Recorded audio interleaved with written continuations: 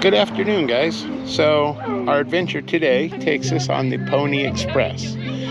We're going to start at the Faust station, and we're going to ride across for about 100 miles following the trail and hitting all the stops today, and reading about what happened across the way and all the things they went through. So this is our first stop today, guys. Station number 53, Faust Station Pony Express from St. Joe, Missouri to Sacramento. Here's a little piece you can read. Here's the...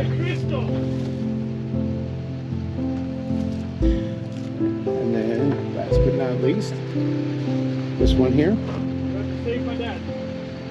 So, all right, guys. Well, we are now on to the next station. Next stop, Simpson Springs. All right, guys, we are at the next stop. It's called Lookout Station. So, anyway, yeah, we are now at what they call Lookout Pass on the Pony Express Trail. What you can see over there in the distance is an old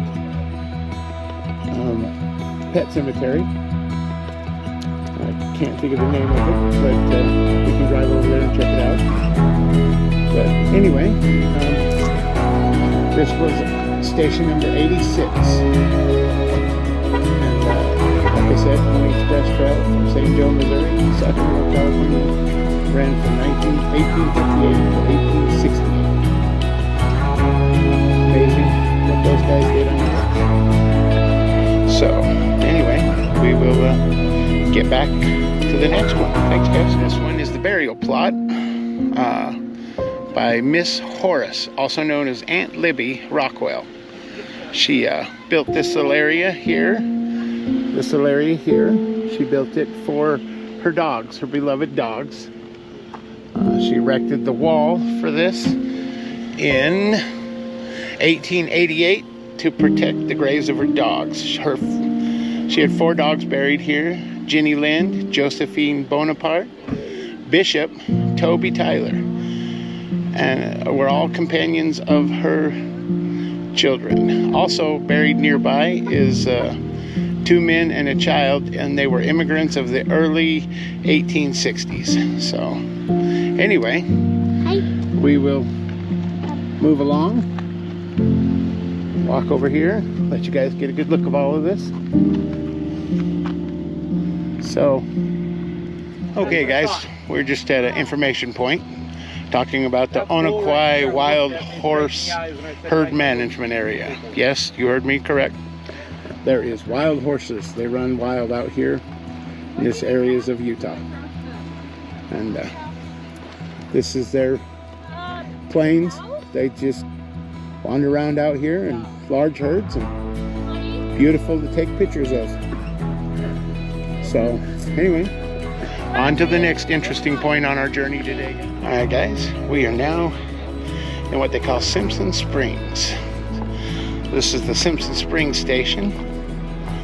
This is our little group today. We're running, 3 of us. So right over here is the information about Simpson Springs and the little cabin that was built. So what this is over here is the remains of the original cabin that was built out here. So, like I said, as the story goes, this cabin was built by this gentleman for his wife, who unfortunately passed away during childbirth, which was quite common back then. His name was Alvin Anderson. Used stone from the abandoned Pony Express station when he built this cabin in 1893. It was intended for his wife, who died in childbirth before she could live in it. And this is the actual structure.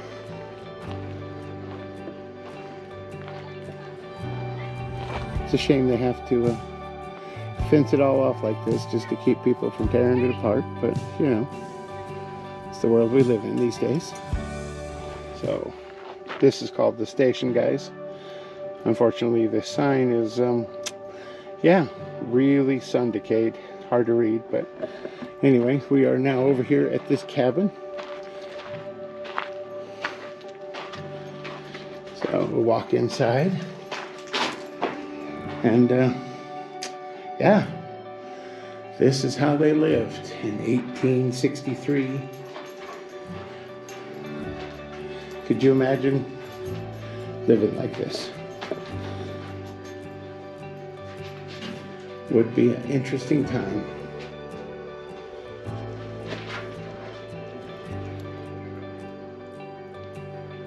And the fact they built it all by hand. Collected from nearby resources. Very cool. Station number 87. Simpson Springs Pony Express Station. One of the most important desert stations on the Pony Express and overland stage route between St. Joseph, Missouri and Sacramento, California. So,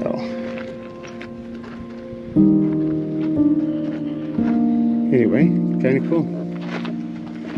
So, crazy to think about all the miles that guys just rode horses and what they went through. You know, these big open plains and then mountains, just everything they had to endure just to get the mail through to us.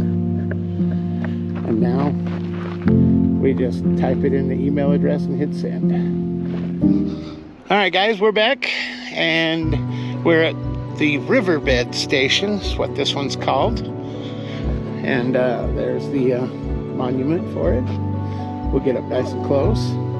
Riverbed Station, Pony Express, 1858, 1863. But could you imagine being the operator of this station? You are out here in the middle of nowhere. All right, guys. The next stop on our adventure today is Dugway Geobeds. So I will show you. This is the Dugway Geobeds. And yes, people have slowly been digging this hole out to get to geodes. But it's out here in the middle of nowhere. And it is just spectacular out here.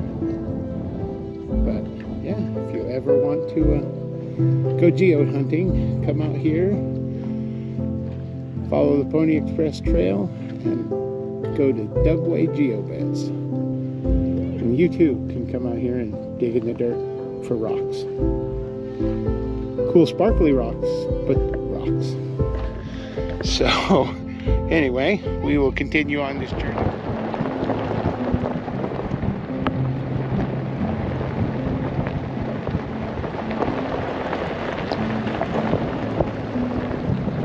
Sheep are all freshly sheared from their wintering, so come out here, graze for a month or so with their new baby lambs, and then they'll move them to the next pasture land.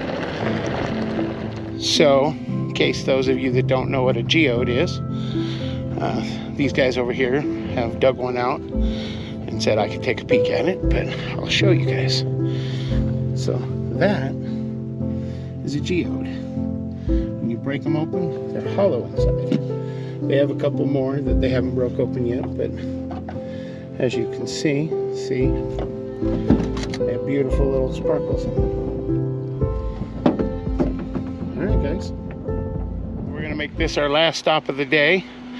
We'll make a part 2 to this where we go to Gold Hill, the abandoned gold mining, arsenic mine town, and the rest of the way on to Windover, but we got a couple hour drive back home, so finish this out. But this is the Black Rock Station, and anyway, as you can see, it is out here in the middle of nowhere. So once again, imagine riding a horse with satchels full of mail across this time and time again. Very desolate, very lonely place. Anyway guys, thanks this has been a fun adventure with you guys today, and I look forward to the next one. So this is Johnny's Off-Road Adventures signing off.